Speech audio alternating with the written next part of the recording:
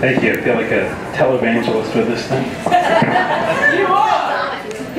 Please! Sorry, bigger hair. I do need bigger hair if I want to be a televangelist. Thank you to Dami. Thanks for everybody for showing up. This is part 2 of, it's like a 3-part story, and I'm reading the middle of it. And in my story, the narrator has met this girl at this punk rock party where there was people with t-shirts that said things like Inhumanity and S Factor 4 on it, real bands from Columbia, South Carolina. Look it up. And he meets this girl, and she calls him up, or he calls her up the following day in his dorm and says, come on down, and this is where the story takes us. Let's start with the first page. It's called My Case of the Jennifers. Usually when people say things like that, my case of the Jennifers, they are in love and every step is bubblegum ice cream. But my case of the Jennifers was a sickness that would rob me of all of who I was. Look at me running downhill from my dorm to Whaley's Mill, huge apartment complex. There weren't any codes or keys, just 2 doors propped open. Walked straight in. No one at the front desk, down the halls. Only one light bulb was working, and it was meat locker cold in there.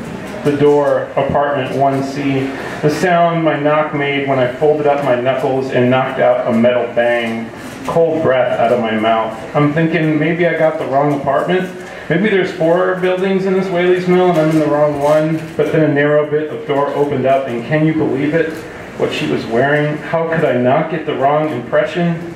One of those white fluffy robes they have in fancy hotels. How could I have gotten the wrong goddamn impression with Jennifer just out of the shower in a robe wider than her own alabaster skin and nothing on underneath?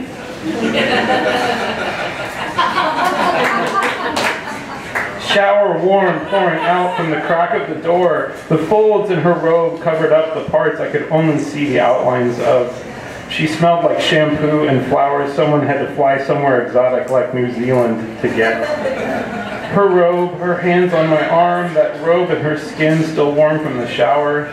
A crack of low light from the inside of her apartment, one lamp on in the corner. Jennifer walks me in, her eyes in the black around them like she always had mascara on. On the walls of her apartment were black and white pictures of old men and women who had the answers to life, the universe, and everything. And Jennifer read my mind.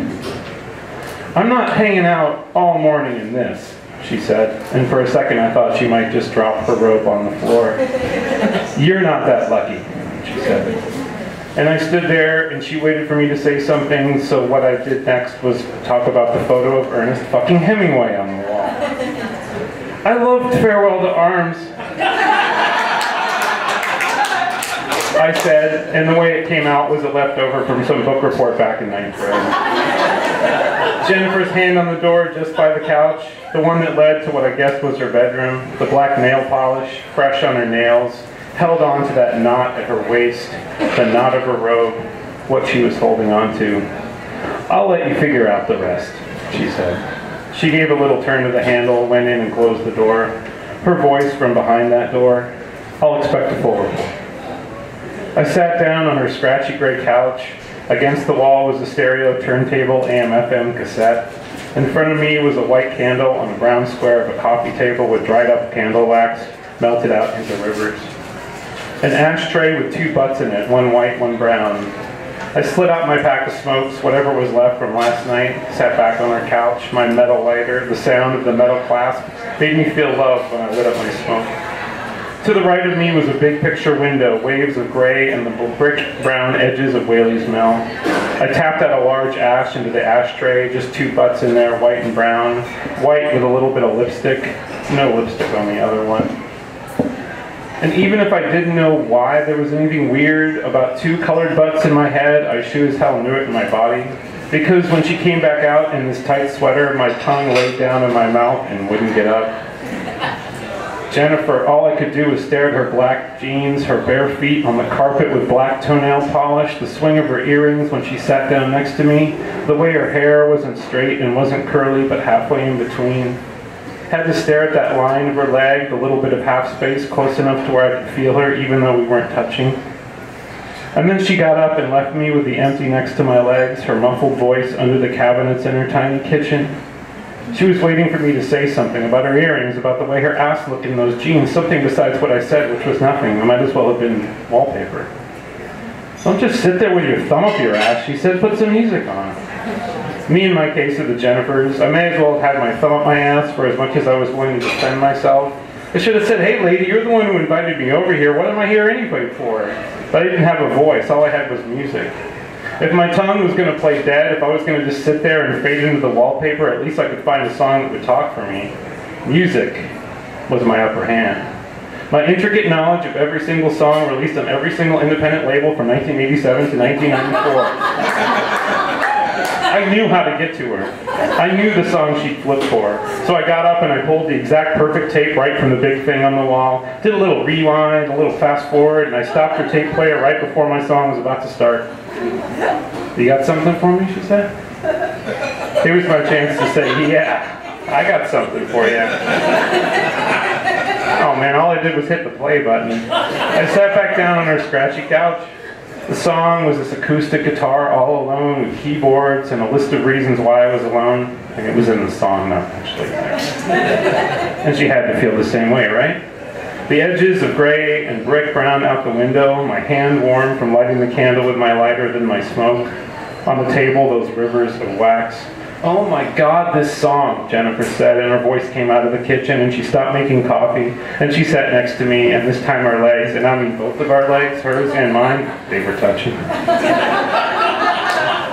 And even though it was supposed to be my song to her, I was still too wallpapered in to say anything, so Jennifer started talking.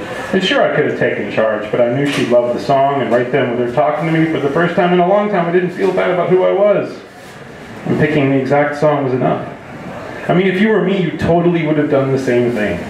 And besides, the stuff she was talking about was what was important. She was talking about winter in Minnesota. There's a bar and a light on in this bar with some rusted beer sign outside, and inside there are drunks. These drunks, they are more of a family than some families are families, she said.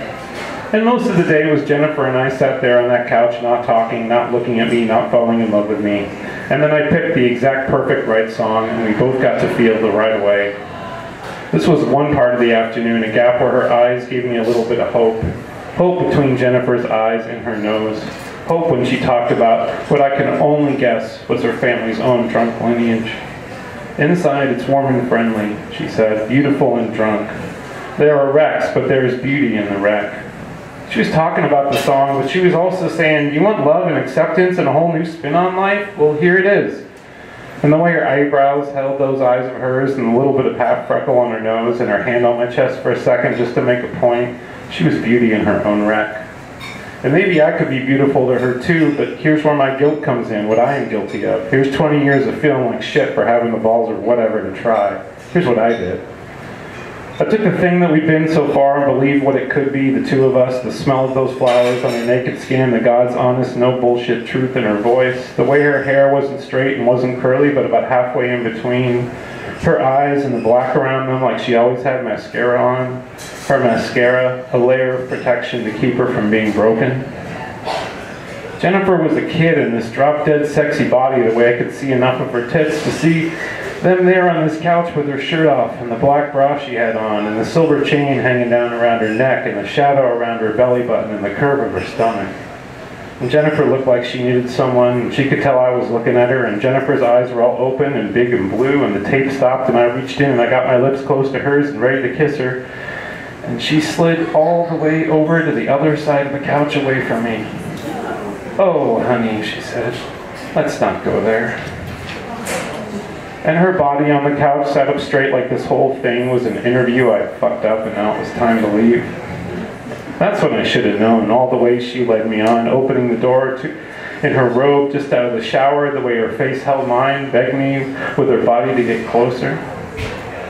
The things I never asked her, why did she pull me in so close and push me away? Was she just not aware of what she was doing, or was she the most evil bitch ever? Was I just there to like rev her up enough to where a real man could come over and fuck her? A real man? Man, I was like the male version of Parsley. And she stood up, and the way she looked at me meant she wanted me to do the same. Stand up, walk over to the door, the open door, and her hand on the handle, and her eyes were not on me, but on the gray, shitty carpet. Those black and white people on the wall didn't hold the keys to life, the universe, and everything. Those eyes said, "You fucked up, kid." The two of us on their couch, there never was no two of us. The open door, the portal back to the meat locker cold hallway I could feel even from inside, back to my awful dorm room, back to being the lonely person I was. Jennifer could have ended the whole thing right there. I was crushed and destroyed, but I was almost out of her door, and she put her hand on my hand. In the cold hall, she was so warm, and those blue eyes of hers turned on me for a second. "Saturday," she said. "I'll see you on Saturday." She gave me hope again. It's the worst thing she could have done. Thank you.